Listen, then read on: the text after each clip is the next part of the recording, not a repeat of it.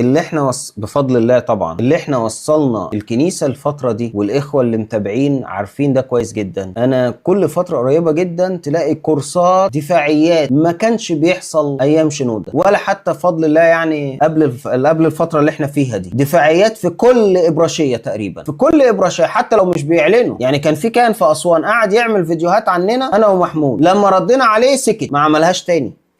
الانبا وغاصن طلع حاول يرد، لما كسرنا كده سكت، ما تنهاش تاني، الانبا اسقف تكه وكنتاك دليفري يا دوب عمل. سبحان الله. يعني انا اصلا لقيت فيديو هو عادي بعلق عليه عادي، ما يعرفش، هو ما كانش عارف. انا لقيت الفيديو بيتكلم عن مساله التحريف، فرحت مشغل الفيديو، حطيت الكاميرا ورحت مشغل الفيديو، قعدت اعلق عليه تك تك تك، خلصت رفعت، فرحت نازل عليه بقى بدا يشتم توادرس. قسما بالله المسيحيين هم اللي كانوا بيقولوا توادرس بيتكلم عنك ويبعتوا له الرابط. ده بالنسبه لهم رد، يقول لك البابا توادرس رد عليك. رد على ايه يا ابني؟ ده طالع قليل ادب اصلا، وثلاثه بيسخروا ويستهزئوا. فين استهزاء؟ هو انت اصلا يعني عفوا انا اسف والله، انا بعتذر لو الكلمه هتزعلكم، بس انا مش لاقي لفظه توضح اللي انا عايز اقوله الا هو. انت اصلا دينك مسخه اساسا، دين انت بتعبد فيه لقمه، فيعني معلش اي حد هيقول اي حاجه هتبقى بالنسبه لك سخريه، صح ولا انا غلطان؟ اي حد هيقول اي حاجه هتبقى بالنسبه لك سخريه، فانا مش ذنبي ان انت دينك كده. معلش يعني انت ما تجيش تعبد انسان وجهك، لا انت بتسخر، اي كلمه هقولها هتبقى سخريه بالنسبه لك، صح ولا انا غلطان يا شباب؟ والله بتكلم بجد.